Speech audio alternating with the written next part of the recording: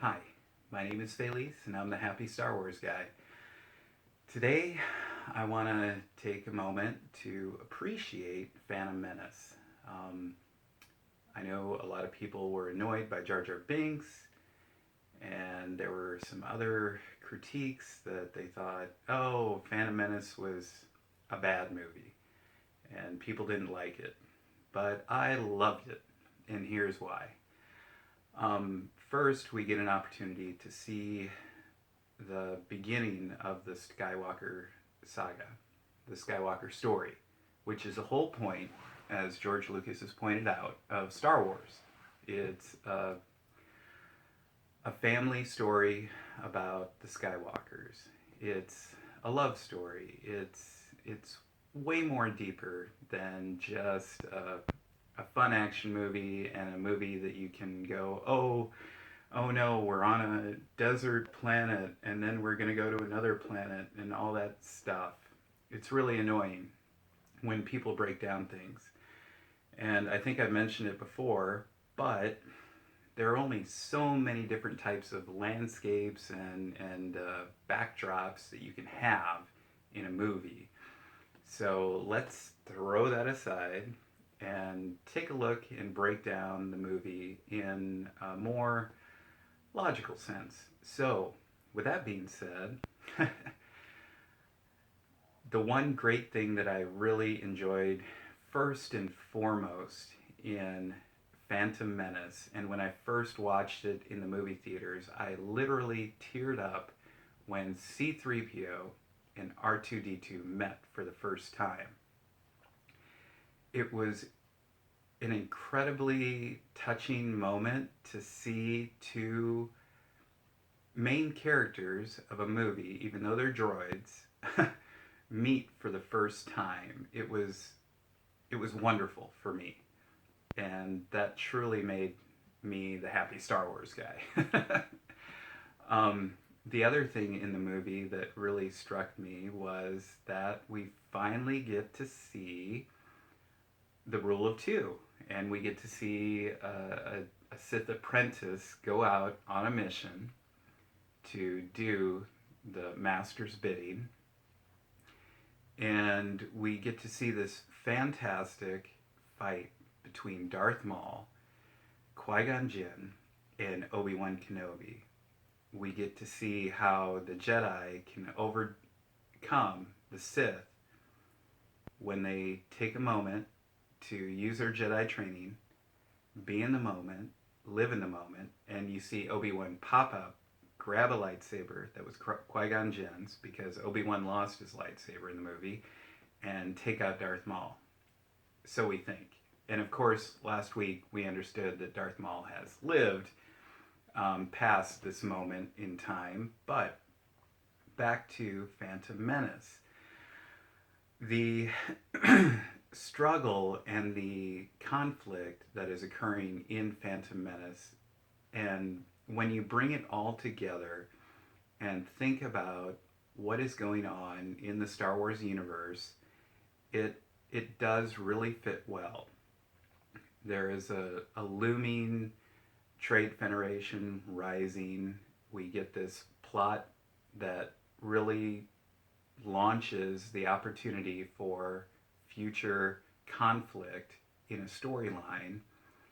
And if you look at it from a literal perspective, and what I mean by that is from literature and a good story, I think it all fits really well. Acting wise, we can critique that, sure. But overall, I think the acting in the movie was done well. I think that the interesting features of Naboo, working with the Gungans, and the introduction of Jar Jar Binks was really unique, and I actually was entertained by it. I wasn't distracted by Jar Jar Binks. He did get a little annoying at times. However, I think it was fun. It was whimsical, and like a lot of articles I've read out there, and George Lucas told this to Jon Favreau, the story is built for young people. So when an adult watches it and critiques it, it might be a little different because it wasn't intended for an adult. It was intended for a person with a childlike uh, passion, I'm going to say, because I have a childlike passion. I love to continue to dream and imagine a creative world, and that's what Phantom Menace did. The pod race scene was extraordinary, in my opinion. It was fun to watch. It was, I was on the edge of my seat. Of course, we knew Anakin was going to live, and we likely, while we were watching it, knew Anakin was going to win because it would have thrown off the whole plot. But to watch that unfold was really interesting to me.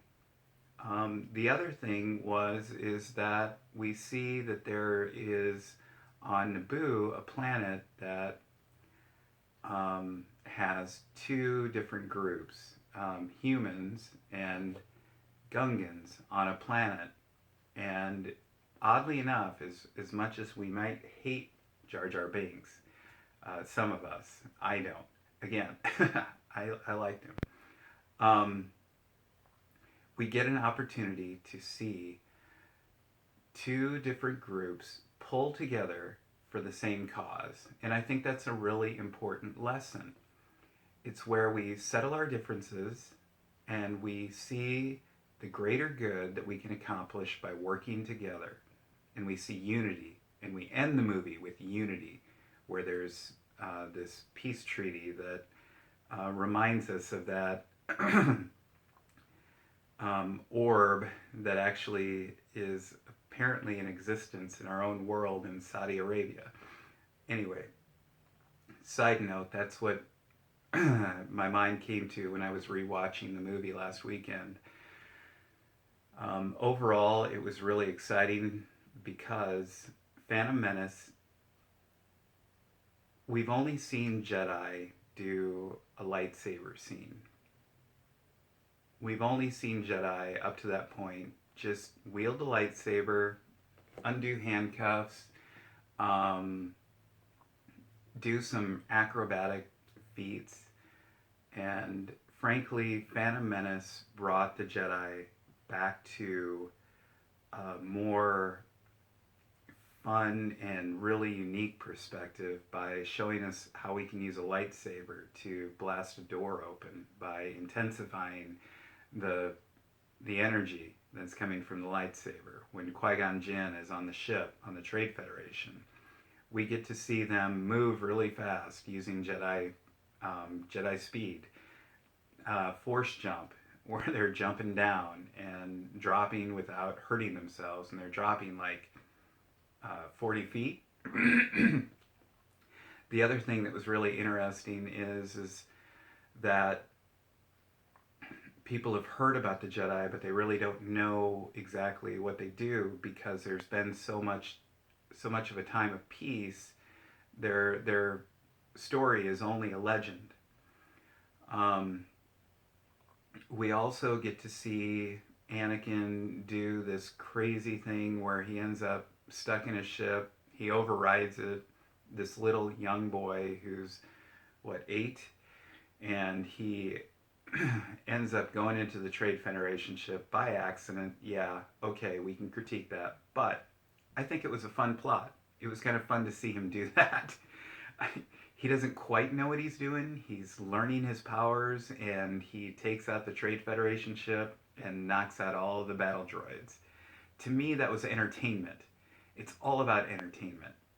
And if you're not entertained by Star Wars, and if you're critiquing it, you're not going to be happy. So I would rather enjoy the movie for what it is and sit back and take a look at the full picture and see all these fun little scenes going through the underworld of Naboo, with the the giant creatures, and hearing Qui-Gon give little lessons about life. There's always a bigger fish. That's entertaining. That's a good takeaway. There's a lot we can learn from the storyline about how we interact with the world. Um, you have a storyline that talks about a corrupt government or a government that's emerging with corruption. We can relate to that. We have a message about hope. We have a message about looking at the positive note. We have a message of being in the present moment because we don't know the future. So we get all these wonderful teachings from the Jedi Order that were actually extrapolated from various religious aspects around the world. And we see the development of a young individual who is to become the scourge and bane of the galaxy for quite a while. And to me, that is really interesting to watch this innocent young boy evolve into Darth Vader and to see how it takes place. So for next week, we're going to deal with, actually next week, I'm going to break down the trailer that is supposedly rumored to be released. If it isn't released tomorrow, which is Monday, if it isn't released this week, I'm going to touch base on Clone Wars, because next I'm going to move to Clone Wars. So I thank you for tuning in this week and checking out my video. I appreciate your support. Please like and share if this is the first time you've watched a video. Subscribe. And also, if you haven't, check out Happy Star Wars on Instagram, and I share my collection and little tidbits about characters that might be in the Topps Traders card. So anyway, with that being said, thank you very much for tuning in. I appreciate your support. Help me continue to build and grow. I really love to share the Happy Star Wars guy with the universe. May the Force be with you. Thanks.